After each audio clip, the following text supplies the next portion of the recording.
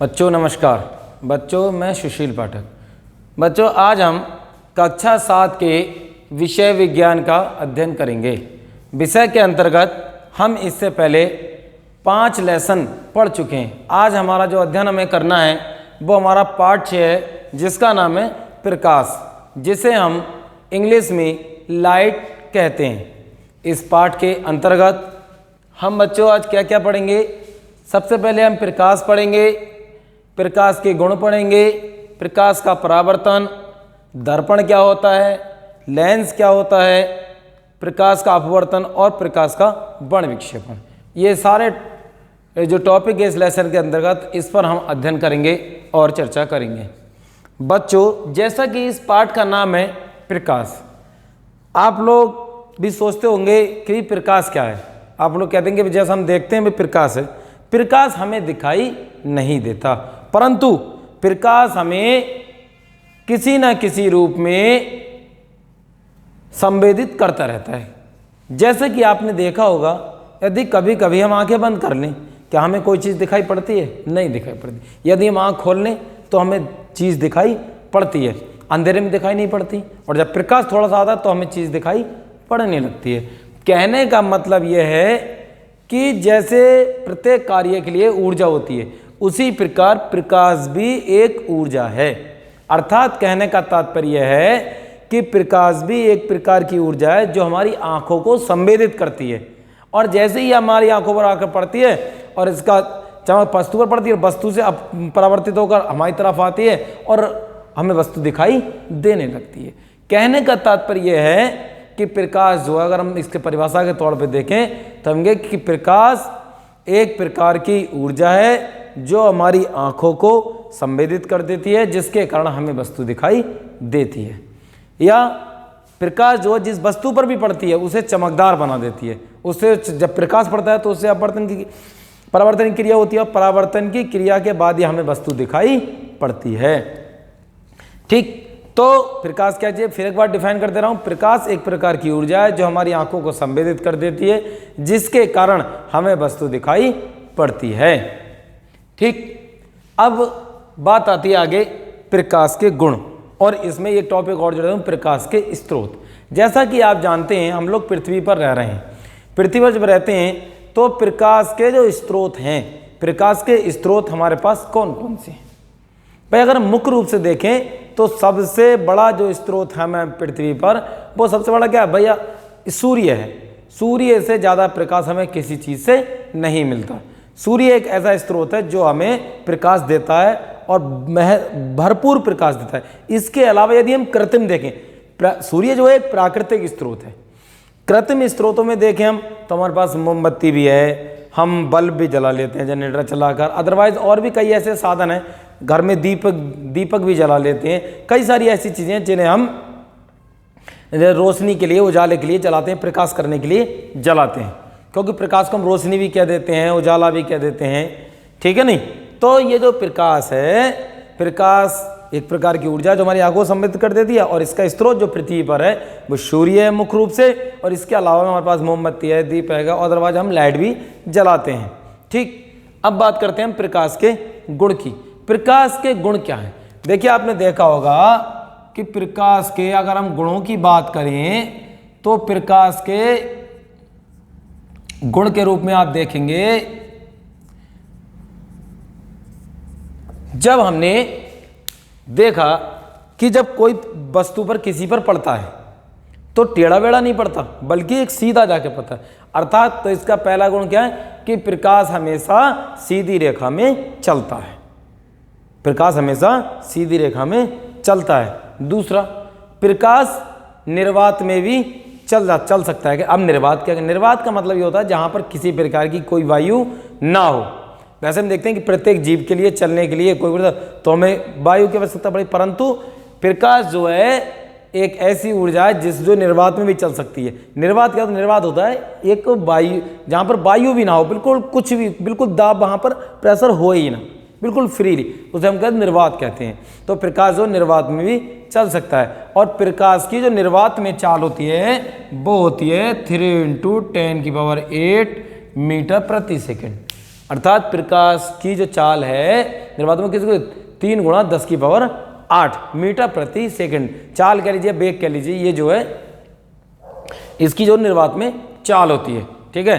प्रकाश, दूसरा, प्रकाश को किसी माध्यम की आवश्यकता नहीं पड़ती। कहने का मतलब यह है कि प्रकाश को चलने के लिए किसी माध्यम की आवश्यकता नहीं है कि माध्यम होगा तभी प्रकाश चलेगा। प्रकाश जो है वो बिना माध्यम के भी चल सकता है। दूसरा, प्रकाश जो है वो पारदर्शी वस्तुओं के आर पार चला जाता है और अपारदर्शी वस्तु के आर पार नहीं जाता। ठीक है नहीं। तो ये जो हमारे क्या, ये सारे हमारे प्रकाश के गुण हैं। अब सीधी रेखा में कैसे चलने का, आपने देखा होगा कि यदि हम एक पाइप ले लें और पाइप लेने के बाद हमने एक पाइप रखा और उसके किनारे, एक किनारे पर हम एक मोमबत्ती जला दें, एक दोनों तरफ खुला हुआ पाइप ले लें और पाइप लेने के बाद हमने मान लीजिए ये एक पाइप ले लिया। अब हमने क्या किया, हमने इसके सामने सपोज करिए यहाँ पर हमने एक मोमबत्ती रख दी। मोमबत्ती रख दी तो हम आगे देखेंगे कि यहाँ पर तो मोमबत्ती रख दी, परंतु इस पाइप में से अगर देखेंगे तो केवल आगे जाकर केवल उतने ही बीच में, जितना गोल आकार पाइप का, केवल उतने ही बीच में हमें एक गोल बिंदु दिखाई देगा। अर्थात कह सकते हैं कि प्रकाश जो वो सीधी रेखा में चलता है। प्रकाश की निर्वात में चाल कितनी होती है? 3 × 10⁸ मीटर प्रति सेकंड। प्रकाश निर्वात में भी चल सकता है और प्रकाश को चलने के लिए माध्यम की आवश्यकता नहीं होती। ठीक, आगे चलते हैं हम। आगे शब्द आता है एक प्रकाश का परावर्तन। यहां पर एक है प्रकाश का परावर्तन। अब यहां पर प्रकाश का परावर्तन क्या है, महत्वपूर्ण है एग्जाम के हिसाब से। प्रकाश का परावर्तन क्या है? देखिए, आपने देखा है जब कभी हम कोई चिकनी चीज ले लें जिसकी एक सतह जो हो पॉलिशदार हो, कोई चिकनी या पॉलिशदार सतह ले लें और उसकी एक जो चिकनी सतह होती है उस पर हम जो प्रकाश डालें। सपोज करिए हमने जो है एक दर्पण ले लिया जिसकी मान लीजिए एक साइड तो पॉलिश है और ये साइड जो है, ये साइड हमारी चिकनी है। ठीक, अगर इस दर्पण की एक साइड को पॉलिशदार है और एक साइड कैसी चिकनी है, आपने देखा होगा जब इस चिकनी साइड पर जैसे ही प्रकाश डाला जाए, जैसे ही प्रकाश डाला जाए तो तुरंत ये जो प्रकाश है इस पर पड़ता, पड़ने के बाद इससे टकराने के बाद परावर्तित होकर वापस लौट जाते हैं। आपने देखा घरों में हम दर्पण है जिससे हम चेहरा देखते हैं, चेहरा देखने के बाद आप देखें हम उसे थोड़ा सा प्रकाश की तरफ अर्थात सूर्य की तरफ करें, जैसे ही सूर्य की कोई भी किरण उस पर आकर गिरती है वो तुरंत इधर से आता है। मान लीजिए प्रकाश ऐसे आए और इस पर मान लीजिए सूर्य की किरण आकर इधर टकराई, तो हम देखेंगे कि टकराने के बाद यहाँ से परावर्तित होने के बाद तुरंत जो वो इधर उधर वापस हो जाती है, अर्थात उसी माध्यम में वापस लौट आती है। ये जो घटना है ये क्या है? ये घटना हमारा प्रकाश का परावर्तन कहलाती है। अर्थात जब भी हम प्रकाश की किसी किरण को, अर्थात जब भी हम प्रकाश किरण को किसी चिकने पॉलिशदार तल पर डालते हैं, किसी पॉलिशदार के या किसी वस्तु के पॉलिशदार चिकने तल पर डालते हैं तो प्रकाश उस वस्तु के चिकने तल से टकराकर, चमकदार तल से टकराकर उसी माध्यम में वापस लौट आता है। इस घटना को हम प्रकाश का परावर्तन कहते हैं। अर्थात जब कोई प्रकाश किरण को किसी चिकने ऐसी वस्तु पर डाले जिसका एक तल तो चमकदार हो और एक तल कैसा हो, एक तल पॉलिशदार हो, जैसे ये हमने मान लीजिए दर्पण ले लिया जिसका एक तल तो कैसा है, एक तल तो है हमारा पॉलिशदार और एक तल कैसा है, एक तल है हमारा चमकदार।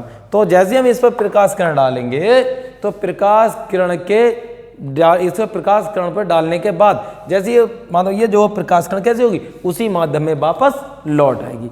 अर्थात कहने का तात्पर्य है कि जब प्रकाश किरण को किसी ऐसे तल पर डाला जाता है जिसका एक तल तो पॉलिशदार हो, ऐसे वस्तु के स्तर पर ऐसी चीज पर डाला है, इस तल पर डाला जाए जिसका एक तल तो कैसा पॉलिशदार हो और एक कैसा हो, चमकदार चिकना हो, उस पर डाला तो प्रकाश उससे टकराना परावर्तित होगा, उसी माध्यम में लौट आता है। इस घटना को हम प्रकाश का परावर्तन कहते हैं।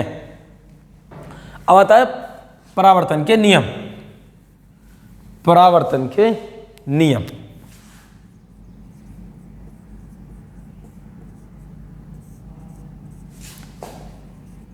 परावर्तन के नियम। अब देखिए, अब आता है परावर्तन के नियम। परावर्तन के नियम क्या है? देखिए हमने क्या किया, एक मान लिए समतल दर्पण ले लिया और इसके तल को क्या कर दिया हमने, इसके तल को हमने पॉलिशदार बना दिया। इसके तल को हमने क्या किया, पॉलिशदार बना दिया। हमने क्या किया, मान लीजिए बिंदु हमने मान लिया, इस बिंदु को हमने मान लिया P। हमने क्या किया, एक प्रकाश किरण इस बिंदु P पर डाली। ठीक, ये जो है यहाँ से टकराना परावर्तित होकर किधर चल गई, इधर को चली गई। ठीक, इसे मान लिया हमने A और इसे मान लिया सपोज करिए हमने B। ठीक, इसी बीच में हमने एक अविलंब डाल दिया, जिसे हम लंब, मैथ के बच्चे जानते होंगे इसे हमने क्या किया, एक लंब डाल दिया, इसको दे दिया हमने O। ठीक, अब हमने क्या किया, ये जो किरण इस पर डाली तल पर, ये किरण कहलाती है हमारी आपतित किरण। क्या कहलाती है हमारी, ये कहलाती है आपतित किरण। और ये जो किरण इससे टकराने वापस ये कहलाती है हमारी परावर्तित किरण।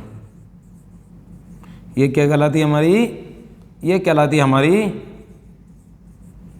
परावर्तित किरण। और ये क्या चीज़ है, ये हमारा क्या है, ये है अविलंब।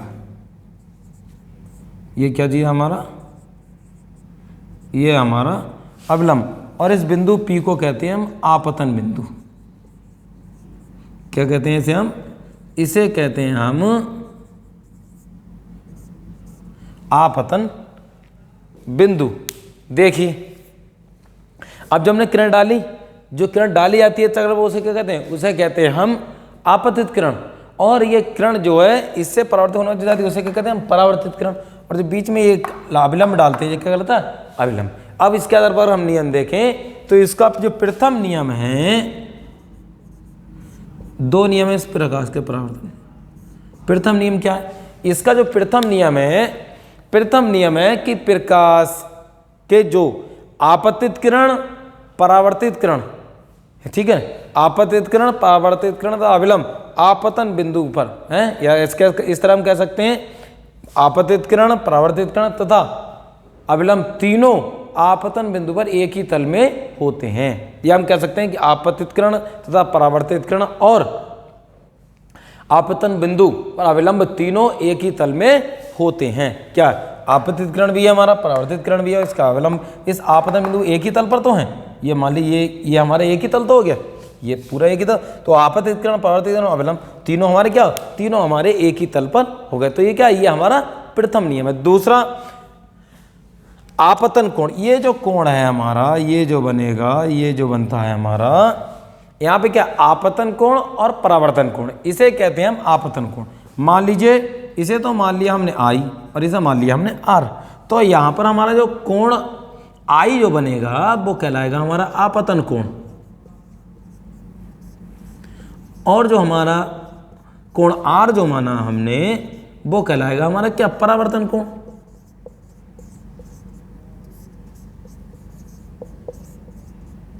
इस पर जब आपतन कोण और परावर्तन कोण, कहने का तात्पर्य है कि जो हमारा आपतन कोण, और दूसरा नियम क्या है कि आपतन कोण का मान परावर्तन कोण के बराबर होता है।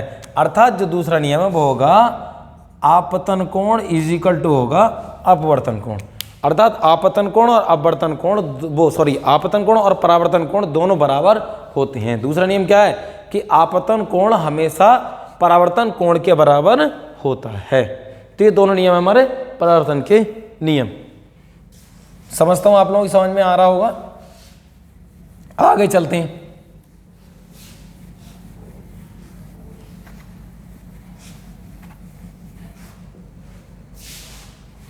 आगे देखते हैं, आगे आता है हमारा, अब परावर्तन की क्रिया जो होती है वो परावर्तन की क्रिया होती है दर्पण पर।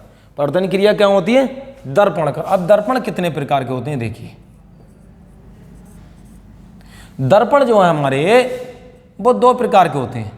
दर्पण कितने प्रकार के होते हैं, दो प्रकार के। एक तो होता है हमारा समतल दर्पण, एक होता है हमारा समतल दर्पण, और दूसरा होता है हमारा गोलीय दर्पण।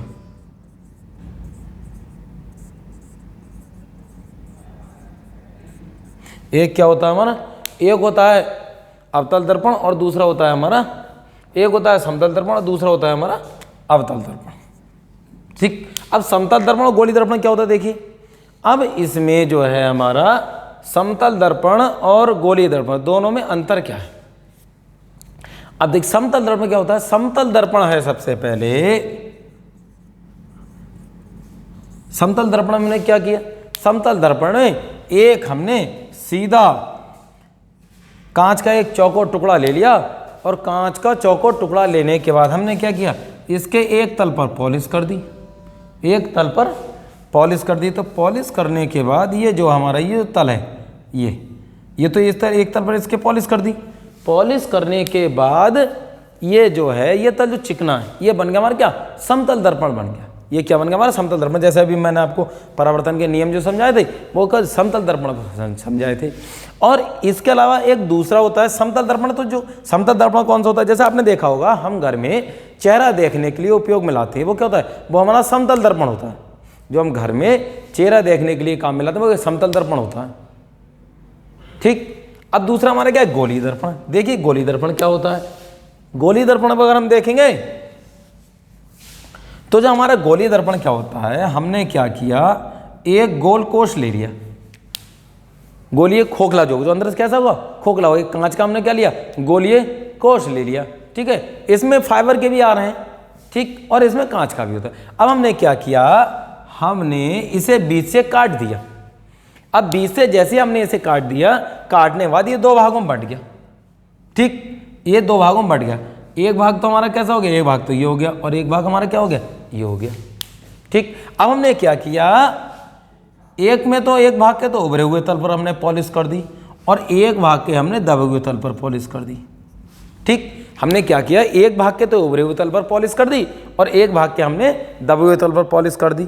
ठीक, तो अब इसके दो भाग भर गए। तो इसे हम क्या है, पहले तो इसे बोलेंगे हम गोलीय दर्पण। इसे क्या कह सकते हैं हम, गोलीय दर्पण, क्योंकि ये जब तक ये एक था बीच में से कटा नहीं तब तक ये था गोलीय कोष, तब तक ये कटा नहीं बीच में, तब तक ये क्या था, गोलीय कोष। और फिर हमने इसे बीच में से काट दिया और दो हिस्से कर दिए, एक हिस्से के उभरे हुए तल पर पॉलिश कर दी और दूसरे तल के दबे हुए तल पर पॉलिश कर दी।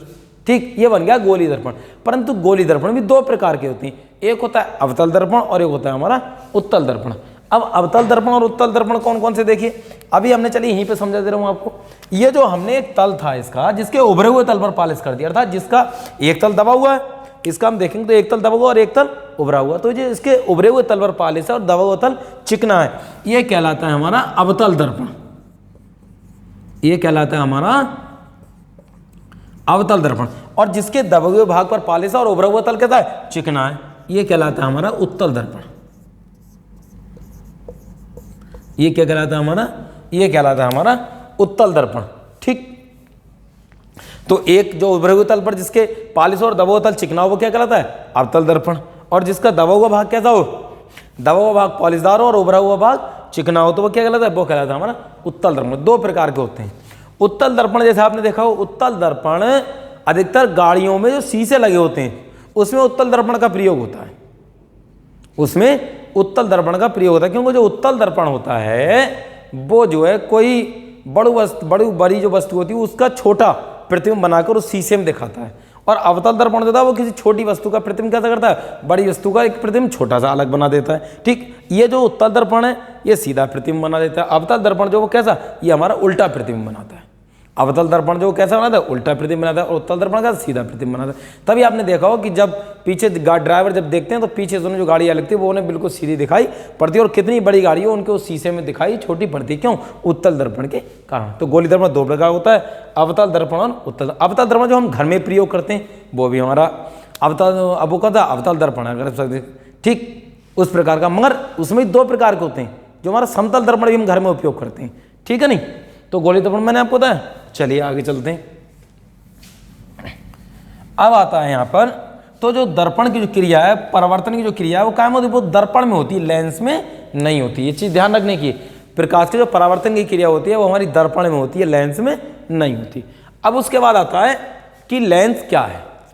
अब क्या चीज़ आती है, अब आती है हमारी कि लेंस क्या है। अच्छा टॉपिक है। आपने देखा होगा कि आजकल सभी लोग चश्मा यूज करते हैं। ठीक, अधिकतर क्योंकि जब कभी भी हमें ज़रूरत पड़े तो हम चश्मा यूज करते हैं। कभी हमें पढ़ने में परेशानी हो या देखने में परेशानी, तो हम क्या चश्मा यूज़ करते हैं, ठीक। या अपने घर में ज़्यादातर बड़े बूढ़े जो लोग होते हैं, दादा दादी वगैरह है, वो अपने देखो चश्मा लगाते हैं, उनके चश्मे में जो शीशा लगा होता है उसी को हम क्या कहते हैं, उसी को हम लेंस कहते हैं। जो चश्मा लगा होता है उसे हम क्या कहते हैं, उसे हम लेंस कहते हैं, जो चश्मा लगा होता है, ठीक है नहीं, जो चश्मा लगा होता है उसे हम लेंस कहते हैं। और लेंस दो प्रकार के होते हैं, एक होता है हमारा अवतल लेंस और दूसरा होता है हमारा उत्तल लेंस। दूसरा क्या होता है हमारा, उत्तल लेंस होता है। एक होता है अवतल लेंस और दूसरा क्या होता है हमारा, उत्तल लेंस, ठीक। अब जो ये दोनों लेंस जो हैं, ये जो है आंखों में अनेक रोग हो जाते हैं उन्हें जो दूर करने के काम आते हैं, अर्थात उनसे जो उन्हें दूर करने के काम आते हैं। अब अवतल लेंस और उत्तल लेंस अगर हम दोनों की पहचान करें तो कैसे करेंगे। देखिए आपने वैसे देखा होगा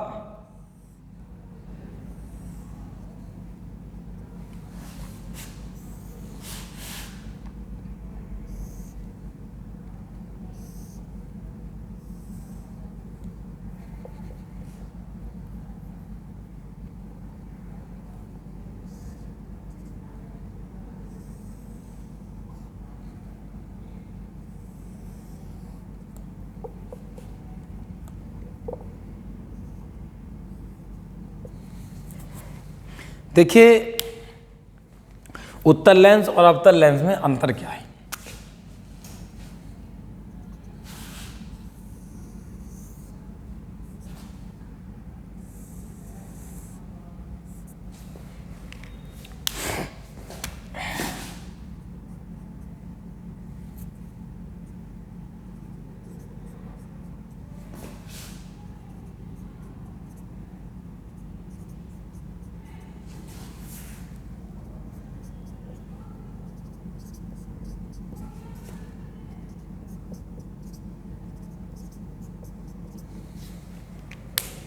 F1 2F1 F2 2F2, ठीक। अब देखिए अगर हम ये देख रहे हैं, अगर हम इस लेंस के बारे में, ऊपर वाले लेंस के बारे में बात करें तो हम ये देख रहे हैं ये किनारों पर पतला है और बीच में कैसा है, बीच में मोटा है। ये किनारों पर कैसा है, किनारों पर पतला है और बीच में कैसा, बीच में हमारा मोटा है। तो ये वाला जो लेंस है, ये वाला लेंस कहलाता है हमारा उत्तल लेंस। ये क्या कहलाता है हमारा, ये कहलाता है उत्तल लेंस।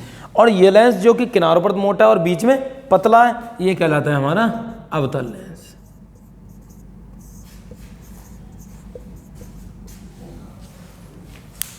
और ये जो F1 और 2F2 ये देखना, ये जो है फोकस बिंदु है। ये क्या है हमारे, ये हमारे फोकस बिंदु है, ठीक है नहीं।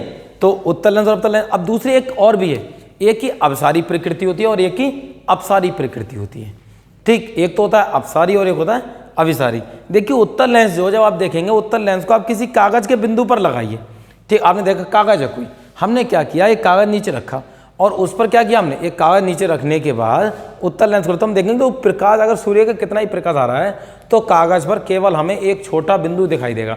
अर्थात उत्तल लेंस जो है वो किरणों को इकट्ठा कर लेता है। क्या करता है, जो फैली हुई किरणें होती है उन्हें क्या करता है, उन्हें इकट्ठा कर लेता है। और अवतल लेंस जो है वो किरणों क्या करता है, किरणों को फैला देता है। तो ये जो इसकी प्रकृति जो होती है, इसकी उत्तल लेंस की, ये जो अपसारी प्रकृति होती है और इसकी होती है अपसारी प्रकृति होती है। तो इन्हें अपसारी और अभिसारी के नाम से भी जाना जाता है, ठीक। तो ये हमारे लेंस के बारे में मैंने आपको बताया। चलिए आगे चलते हैं। अब बताता हूँ आपको प्रकाश का अपवर्तन। अभी तक हमने प्रकाश परावर्तन पढ़ा, लेंस पढ़ा, दर्पण पढ़ा। अब बताता हूँ आपको प्रकाश का अपवर्तन। शुरू करिए। अब आता है हमारा क्या, प्रकाश का अपवर्तन।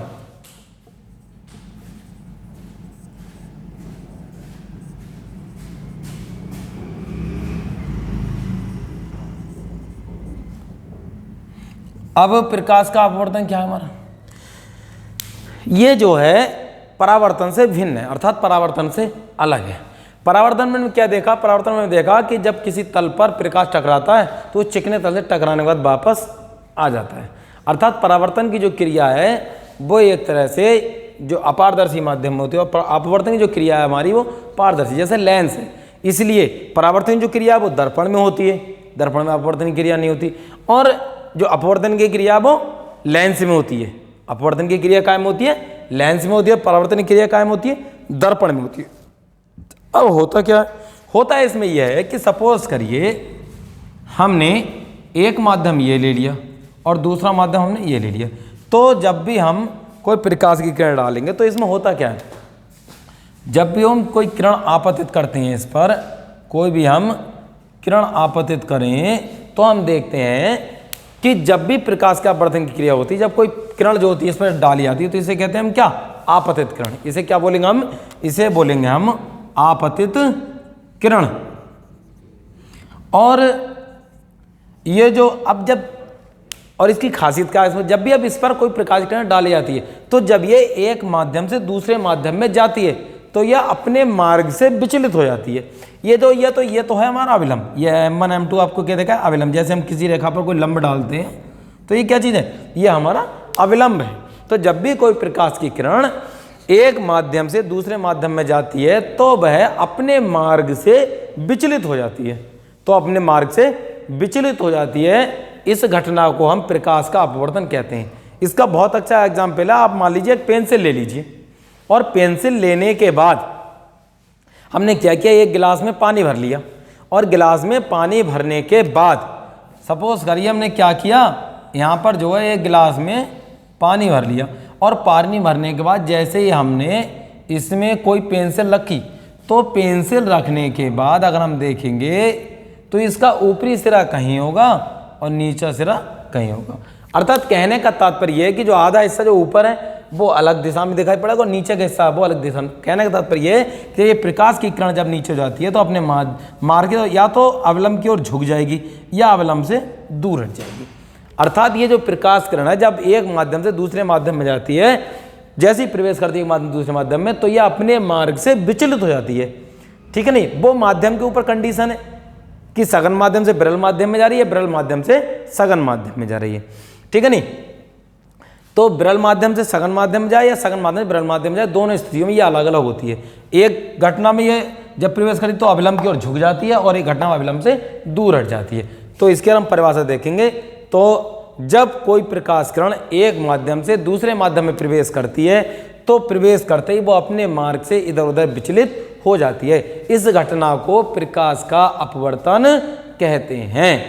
इस घटना में कहते हैं, इस घटना को हम प्रकाश का अपवर्तन कहते हैं। क्या, फिर एक बार डिफाइन कर दे रहा हूं कि जब कोई प्रकाश किरण एक माध्यम से दूसरे माध्यम में जाती है तो वह अपने मार्ग से इधर उधर हट जाती है। इस घटना को प्रकाश का अपवर्तन कहते हैं। एग्जाम्पल मैंने आपको बता दिया, आप एक घर में गिलास लीजिए और उसमें पेंसिल डाल दीजिए तो आप देखेंगे जो गिलास के ऊपर का सिरा है पेंसिल का वो अलग दिशा में दिखाई पड़ेगा और जो अंदर जल में जो सिरा है वो अलग दिखाई पड़ेगा। ये घटना क्या है, ये घटना प्रकाश के अपवर्तन के कारण ही होती है, क्योंकि प्रकाश की पहले वायु में होता है फिर गिलास में जल में जाता है। अर्थात माध्यम बदल गया, पहले क्या था ऊपर क्या वायु है खाली, अब यहाँ पर क्या है, यहाँ पर केवल वायु है। वायु जैसे अंदर पेंसिल गई जल में गई, माध्यम बदल गया तो अपने मार्ग से इधर उधर विचलित हो जाती है। तो इस घटना को कहते हैं, इस घटना को प्रकाश का अपवर्तन कहते हैं। ठीक है, चलिए आगे देखते हैं हम। इस लेसन का लास्ट टॉपिक है प्रकाश का बाण विक्षेपण। अच्छा है, आपने जनरली तौर पे काफी बार देखा भी होगा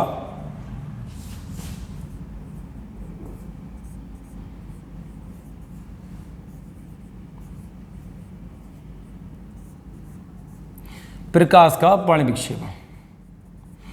इसका सबसे पहले आपको मैं एक बहुत उदाहरण अच्छा दे रहा हूँ। आपने बच्चों जब कभी बरसात के दिनों जैसे इस समय चल रहा है तो आपने कभी कभी आसमान में एक रंगीन पट्टी देखी होगी जिसमें कई सारे रंग दिखाई पड़ते हैं, जिससे हम इंद्रधनुष भी कहते हैं कि अरे आज तो भाई आसमान में इंद्रधनुष दिखाई पड़ रहा है, कहते नहीं कहते। तो आपने कई बार आसमान में बरसात के दिनों में रंगीन कलर की पट्टी दिखाई दी होगी जिसमें कई सारे कलर दिखाई पड़ते हैं, जिसे हम इंद्रधनुष कहते हैं। वो क्या है, वो प्रकाश के बाण विक्षेपण है, क्योंकि इस समय नमी होता है, वायु नमी होती है और जब वो प्रकाश कभी कभी जब एक अपनी वायु से नम वायु में प्रवेश करता है तो वो अपने रंगों में 7 रंगों में विभक्त हो जाता है। ठीक है ना, जिसे हम बाण विक्षेपण कहते हैं। जैसे आपको फॉर बहुत अच्छी बात बता दूं मैं, हमने क्या किया, सपोज करिए एक प्रिज्म ले लिया। हमने क्या ले लिया, एक प्रिज्म ले लिया। प्रिज्म लेने के बाद हमने क्या किया, इस पर एक प्रकाश डाला। जब हम इस पर एक प्रकाश किरण डालेंगे तो ये जो है प्रकाश की जो किरण है ये प्रिज्म पर पड़ने के बाद श्वेत प्रकाश की किरण डालेंगे। हमने श्वेत प्रकाश की एक किरण डाल दी तो हमने क्या देखा, ये जो इससे निकलने के बाद अपने जो है 7 रंगों में विभक्त हो जाती है। जब भी कोई प्रकाश की किरण आप प्रिज्म रख दीजिए, कोई प्रकाश का मार्ग आ रहा है उसमें आप प्रिज्म रख दीजिए, तो प्रिज्म से प्रकाश जैसे ही अपवर्तित होकर बाहर निकलेगा वो अपने 7 रंगों में विभक्त हो जाएगा। कितने रंगों में विभक्त हो जाएगा? 1 2 3 4 5 6 7 रंगों में विभक्त हो जाएगा। और इस 7 रंगों को हम एक बहुत अच्छे एग्जाम्पल से जानते हैं, विबग्योर। विबग्योर इसे हम याद भी कर सकते हैं। कल अगर आप चाहें तो इससे बहुत अच्छी तरह से कभी कभी याद है कि विबग्योर का क्या मतलब होता है। देखिए विबग्योर, विव होता है वॉयलेट, क्या होता है? वॉयलेट। ये होता है हमारा इंडिगो, ये होता है हमारा विल्यू, ये होता है हमारा ग्रीन, ये होता है हमारा येलो, ये होता है हमारा ऑरेंज और ये होता है हमारा रेड। विबग्योर का मतलब वॉयलेट, वॉयलेट ठीक है, बैगनी। आपने देखा फिर क्या है? इंडिगो, जामुनी, ब्लू, नीला, ग्रीन, हरा, येलो, पीला, ऑरेंज, नारंगी और हमारा रेड कैसा होता है? लाल। इन 7 रंगों से अगर सही देखा जाए तो इन 7 रंगों से ही हमारा प्रकाश जो है हमें मिलकर बना है। कभी कभी आप देखेंगे जब आप सूरज की तरफ वो देखें तो आपकी आंखों में अन्य सी चमक सी उत्पन्न होती है, आंखें बंद सी हो जाती हैं और आपको कई रंग की पट्टियां दिखाई पड़ती हैं, छोटी छोटी, क्या वो अलग अलग रंग की होती हैं, ठीक है। इसी तरह से अगर आपको बिल्कुल नहीं दें तो आप देखेंगे जब कभी प्रकाश के मार्ग में हम कोई प्रिज्म रख दें और प्रिज्म रखने के बाद जब उससे प्रकाश अपवर्तित होकर निकलता है तो अपने 7 रंगों की पट्टी में बैठा हुआ दिखाई पड़ता है। एक रंग आपको वॉयलेट दिखाई पड़ेगा, इंडो दिखाई पड़ेगा, ब्लू दिखाई पड़ेगा, ग्रीन दिखाई पड़ेगा, येलो दिखाई पड़ेगा, ऑरेंज और रेड। जैसे कभी एग्जाम में अगर आपसे पूछ लेते कि भी विबग्योर का क्या मतलब है, तो विबग्योर का मतलब होता है violet, indigo, blue, green, yellow, orange, red. ये जो है इन रंगों से प्रकाश जो मिलकर बना हुआ है, ठीक है नहीं। तो बक्षमण कि जब कोई प्रकाश की किरण नम वायु से होकर गुजरती है तो वह अपने 7 रंगों में विभक्त हो जाती है। इस घटना को हम प्रकाश का बर्ण विक्षेपण कहते हैं। उदाहरण आपको मैंने बता दिया ये कि जब प्रिज्म प्रकाश के मार्ग में हम प्रिज्म को रखें तो प्रिज्म से अपवर्तित होने के बाद जैसे ही प्रकाश बाहर निकलता है तो अपने 7 रंगों में एक पर्दे पर यदि डालें, पर्दा रख दें सामने हम, तो वो पर्दे पर हमें 7 रंग दिखाई पड़ेंगे। कौन कौन से होंगे वो 7 रंग? विबग्योर से याद कर सकते हैं, violet, indigo, blue, green, yellow, orange, red, ठीक है नहीं। तो ये जो हमारा क्या है, ये हमारा बर्ण विक्षेपण क्षमता है। ये क्या हमारी बर्ण प्रकाश का बर्ण विक्षेपण आ जाता है एग्जाम में कि प्रकाश का बर्ण विक्षेपण क्या है, तो इसके बारे में मैंने आपको बताया। तो बच्चों आज जो है हमारा ये टॉपिक यहीं पर कंप्लीट होता है। इस लेसन का ये लास्ट टॉपिक है। तो आज हमने क्या क्या अध्ययन किया? आज हमने प्रकाश, बड़ा प्रकाश क्या है, प्रकाश के गुण, प्रकाश का परावर्तन, दर्पण, लेंस, प्रकाश का अपवर्तन और प्रकाश का बर्ण विक्षेपण। मैं समझता हूं कि सभी लोगों की समझ में आ गया होगा। यदि किसी बच्चे को फिर भी कोई परेशानी आती है तो मेरे नंबर पर कॉल कर मुझसे कंफर्म कर सकते हैं। इसके जो क्वेश्चन और आंसर्स हैं वो आपको PDF के जरिए भेज दिए जाएंगे। धन्यवाद।